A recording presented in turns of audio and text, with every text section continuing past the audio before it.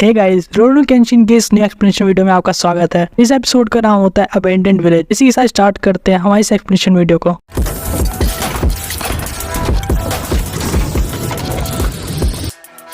Story वापस वहीं से कंटिन्यू करती है जहाँ पर मिसाओ और केंशिन चांदनी रात में नदी के किनारे बैठे थे। यहाँ पे केंशिन को वापस वो सारी बातें याद आ रही होती है आओशी का नाम सुन के। वह मिसाओ केंशिन के मुंह से आओशी का नाम सुनकर काफी ज्यादा खुश हो जाती है और उससे पूछती है, तो क्या तुम उन्हें जानते थे? वो लोग कैसे हैं? क्या वो क्योटो के अंदर है? प्लीज मुझे बताओ कि वो लोग अभी कहाँ पर है ताकि मैं उनसे मिल सकूँ। और उसके बाद हम सीधे अगला दिन देखते हैं जहाँ पे केंशिन कहीं जा रहा होता है और मिसाओ उसका पीछा कर रही होती है, ये कहते हुए कि तुम एकदम से चुप क्यों हो गए और तुम अब कुछ बोल क्यों नहीं रहे। और उससे बार बार पूछ रही होती है कि मुझे बताओ हान्या कैसा है, बिशिमी कैसी है, हायुकाटो कैसा है। अपने को इग्नोर होता हुआ देखकर मिसाओ उसको बौना, लाल बाल वाला और भी बहुत सारी चीजें कह के कहती है ताकि वो गुस्सा होकर पीछे पलट के उससे कुछ कहे और उसे जवाब दे।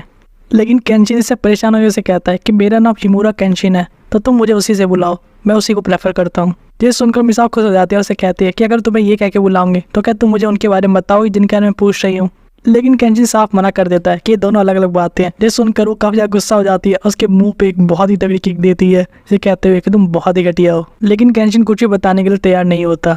वहीं ये लड़की अपने मन में सोचती है, इतने सालों में ये मेरा पहला ऐसा क्लू है जिसके बारे में आओशी और बाकी लोग के बारे में जान पाऊंगी, और इसके लिए मैं इसका पीछा कभी नहीं छोड़ूंगी जब तक मुझे ये सही चीज़ नहीं बताता। वही केंशिन ये मन में सोच रहा होता है कि मुझे आओशी के बारे में कड़वा सा इसको बता देना चाहिए, इसके अलावा कि इसके लिए ऐसे ही ढूंढते उसे भटकते रहे पूरी जिंदगी भर। लेकिन उसे आओशी की बात आती है उस रात की जो उसने उससे कहा था कि तुम किसी के भी हाथों मत मरना क्योंकि मैं ही वो होऊंगा जो तुम्हें मारूंगा। वहीं केंशिन को एक मिनट के लिए ये भी लग रहा होता है कि शिशो भी मेरे ऊपर कभी भी अटैक कर सकता है, और अगर ये इस सीजन की वजह से मेरे पीछे पीछे आएगी तो हो सकता है ये भी खतरे में पड़ सके, और इसीलिए उसे पीछा छुड़ाने के लिए वहाँ से भागने की कोशिश करता है।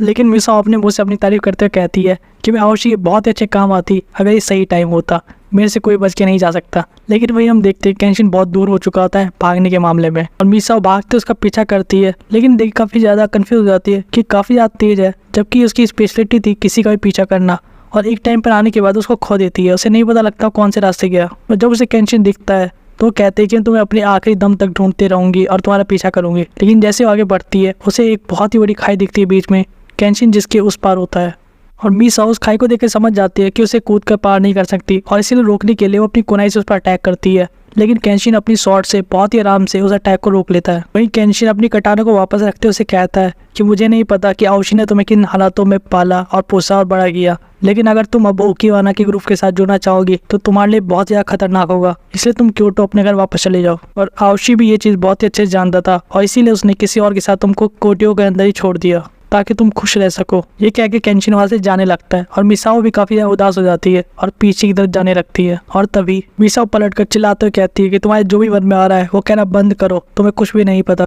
पागल कहीं के, तुम क्या चाहते हो कि मैं सब भूल जाऊँ? क्या भूल जाओ कि मैं उसे किस लिए ढूंढ रही हूँ? वो मेरे जीवन का सबसे इंपॉर्टेंट आदमी है, मैं उसके बिना अपने जीवन को नहीं जी सकती, और तुम उसे भूलने के लिए कह रहे हो। इसी के साथ केंशिन उसे कह रहा होता है कि बहुत ही इम्पॉसिबल है, इसको ट्राई करने की कोशिश मत करो, तुम इसको जंप नहीं कर सकती। लेकिन मिसाओ चीज़ को नहीं सुनती और वहाँ से भागते हुए आकर उस खाई को पार करने की कोशिश करने वाली होती है, लेकिन मिसाओ ऐसा नहीं कर पाती और नीचे गिर जाती है, जिसे देखकर केंशिन भी उसे पकड़ने के लिए नीचे कूद जाता है और उसे बहुत ही मुश्किल से बचा पाता है और मिसाओ को बचा लेता है। लेकिन मिसाओ यहाँ पे कहती है कि मुझे से कोई फर्क नहीं पड़ता कि तुमने आओशी के साथ लड़ाई की है, क्योंकि मुझे पता है आओशी कभी नहीं हार सकता, और वो चाहे जहाँ भी हो वो ठीक ही होगा। उसके बाद हम देख पाते हैं केंशिन जंगल में मिसाओ को एक जगह छोड़ देता है जहाँ पे वो बेहोश होती है, और जब वो उठती है तो केंशिन को अपने पास बैठा हो पाती है और उसे पूछती है कि क्या मैं सही में बेहोश हो गई थी और तुम मुझे छोड़ के गई क्यों नहीं। और केंशिन उसे कहता है कि मैं एक बहुत ही खतरनाक रास्ते पे जा रहा हूँ और मेरे पे कोई भी हमला हो सकता है, और इसीलिए मैं किसी के साथ भी अपने को लेकर नहीं जा सकता, और इसीलिए मैं सोच रहा हूँ कि थोड़ी देर रुक जाऊँ ताकि मैं तुम्हारे पागलपन से थोड़ी देर के लिए निराश पा सकूँ।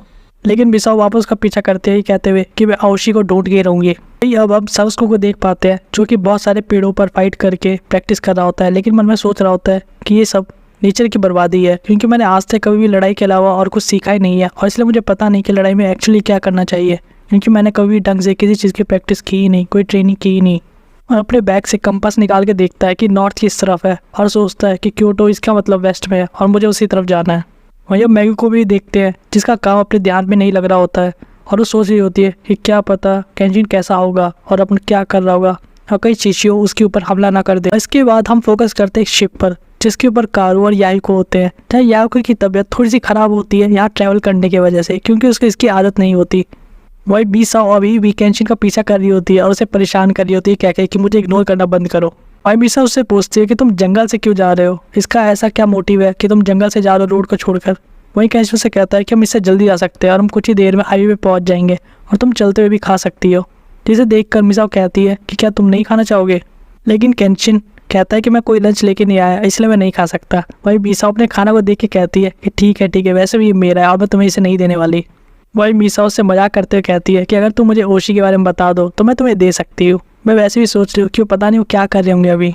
मीसाओ अपनी धुन में बात करते हुए जा रही होती है केंशिन के पीछे और तभी केंशिन एक सांप को पकड़ लेता है और कहता है कि ध्यान से, यहाँ पे बहुत ही जहरीले सांप है, और उसे फेंक देता है। जिसे देखकर मीसाओ फिर वापस गुस्सा हो जाती है कि तुम मेरी बात भी नहीं सुन रहे। और मीसाओ के अटैक से बचने के बाद केंशिन कहता है ठीक है मैं सबके बारे में सुनूंगा जो भी तुम बता रही हो। वही मीसाओ की बातों से पता लगता है कि आओशी बहुत ही कम उम्र में एक लीडर बन गया था। इसी के साथ ही वो बहुत ही ज़्यादा सख्त और सीरियस है और हमेशा अपने ग्रुप के बारे में सोचता है। लेकिन इसी के साथ ही उसे केमची और केंडोबो में मास्टर है, लेकिन सिर्फ ऊपर से। और वहीं पे वो साथ ही में ओबिन बाशु का एक बहुत ही तगड़ा लीडर है जो उन सभी को एक करके रखता है और उनसे बहुत ही ज़्यादा प्यार करता है। लेकिन आज तक वो कभी भी नेचुरली स्माइल नहीं किया किसी के भी सामने, और किसी दिन मैं उसे ज़रूर ढूंढ लूँगी और उसकी स्माइल को भी। और मीसाओ यहाँ पे नोटिस करती है कि केंशिन कल तो बहुत ही तेज़ी से चल रहा था इस जंगल के अंदर, लेकिन आज बहुत ही ज़्यादा स्लो चल रहा है। और तब वो नोटिस करती है कि केंशिन उसके लिए रास्ते को बहुत ही ज़्यादा सिंपल बना रहा है, घासों को तोड़कर और पेड़ों को और डंडियों को साइड कर ताकि मीसाओ को कोई दिक्कत ना हो। ऐसे देखकर वो काफ़ी ज़्यादा शॉक भी होती है और ये भी समझ जाती है कि अगर केंशिन चाहता तो कभी भी इससे अपना पीछा छुड़ा सकता था। और एक स्माइल के साथ उसको एक खाने के लिए पूछती है कि क्या तुम ये खाना चाहोगे, और उसे खाना दिखाते हुए कहती है कि सिर्फ एक, लेकिन मैं तुम्हें दे सकती हूँ। लेकिन केंशिन को तभी लगता है कि पीछे कोई है, और जैसे ही वो वहाँ पे जाते हैं उन्हें दिखता है एक आदमी मरा पड़ा है। और ध्यान से देखने पर हमें पता लगता है कि ये आदमी अभी मरा नहीं था। और वो केंशिन को कहता है कि प्लीज़ कुछ भी करके मेरे गांव को और मेरे छोटे भाई को बचा लो शिष्यों के आदमियों से। और यहाँ हमें पता लगता है यहाँ पास में एक छोटा सा गाँव है जहाँ 50 से भी ज़्यादा लोग नहीं है, जिसका नाम है शिंगेत्सु। और कुछ समय बाद उस छोटे बच्चे को भी होश आ जाता है जो कि उसके भाई के पास था। और केंशिन और मीसाओ उसके पास खड़े होते हैं और उसे पूछ रहे होते हैं कि आखिर तुम हो कौन। और इसे ये भी बताते हैं कि इन्होंने इसके भाई को दफना दिया है, क्योंकि जब तक इन्होंने उसको ढूंढा था वो बिल्कुल मरने की हालत में था और बहुत ही कुछ नहीं किया जा सकता था उसको बचाने के लिए। सामने उसकी तलवार को उसकी दफन के ऊपर रखा हुआ होता है, जिसे देखकर उसका भाई काफी याद रोने लगता है। वो इनके पूछने के बाद ही उसे कहता है कि तुम जैसे अनजान लोगों को मैं बताकर भी क्या करूँगा। जिस पर केंशिन से बताता है कि मैं क्योटो जा रहा हूँ शिष्यों से मिलने के लिए, जिसे सुनकर मीसाओ और वो बच्चा दोनों ही शॉक हो जाते हैं। और अब वो बच्चा बताता है कि कैसे 2 साल पहले एक बहुत ही आम गांव था, लेकिन उसके बाद शिष्यों के आदमियों ने सबसे पहले यहाँ के स्टेशन पे हमला किया और सारे पुलिस वालों को मार दिया, और उसके बाद इस गांव पे कब्जा कर लिया। और जब और भी ज़्यादा पुलिस आई बाहर से इनकी मदद करने, तो उन्होंने उन सबको भी मार दिया। और एक टाइम के बाद पुलिस ने आना बंद कर दिया और हमारे गाँव शिंगेत्सु को भाड़ में जाने दिया। लेकिन मीसाओ सुन के काफ़ी ज़्यादा शॉक हो जाते हैं और कहते हैं कि तुम जरूर बात को बड़ा चढ़ा के बता रहे हो, ऐसा कैसे हो सकता है। लेकिन वो बच्चा मीसाओ को एक मैप दिखाता है जो कि क्योटो के अंदर ऑफिशियल पुलिस वालों के पास होता है, जिसके अंदर से इस गांव का नाम ही मिटा दिया गया होता है। और जब उसके भाई को ये चीज़ देखने को मिलती है तो समझ जाता है कि उनका गांव खतरे में है, और इसीलिए वो यहाँ पे आया होता है अपने गांव वालों को बचाने के लिए। लेकिन जब उसने अपने परिवार को बचाने की कोशिश की सबसे पहले, तो शिशु के एक आदमी शिनकाकू ने उसको मार दिया। इसी के साथ वो बच्चा उस गड़ी हुई तलवार को निकालने लगता है कह के कि भाई मुझे तो अपनी ताकत दो। लेकिन केंशिन उसको रोक लेते हैं कहते हुए कि तुम मेरी ताकत ले सकते हो, और वो वहाँ से जाने लगते हैं। जिसे देखकर मीसाओ कहते हैं कि मैं भी तुम्हारे साथ आना चाहती हूँ, लेकिन केंशिन इससे साफ मना कर देता है और कहता है कि मुझे गांव में अकेले ही जाना होगा, तुम कुछ समय के लिए यहाँ पे वेट करो। वही केंशिन जब गांव के अंदर जाता है तो हम देखते हैं कि गांव कैसे जला हुआ है और पूरी तरह से ख़त्म हो चुका है। वहीं वो बच्चा और मीसाओ जंगल से दूर से इसे देख रहे होते हैं, और बच्चा अपने मन में सोच रहा होता है कि यही टाइम है अपने पेरेंट्स को बचाने का।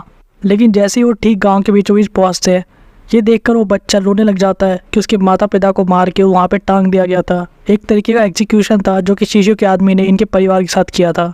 केंशिन उस शरीर पे घाव को देखकर समझ जाता है कि ये काम शिनकाकू का होगा, क्योंकि ठीक ऐसे ही घाव उस लड़की के भाई के शरीर पे भी थे।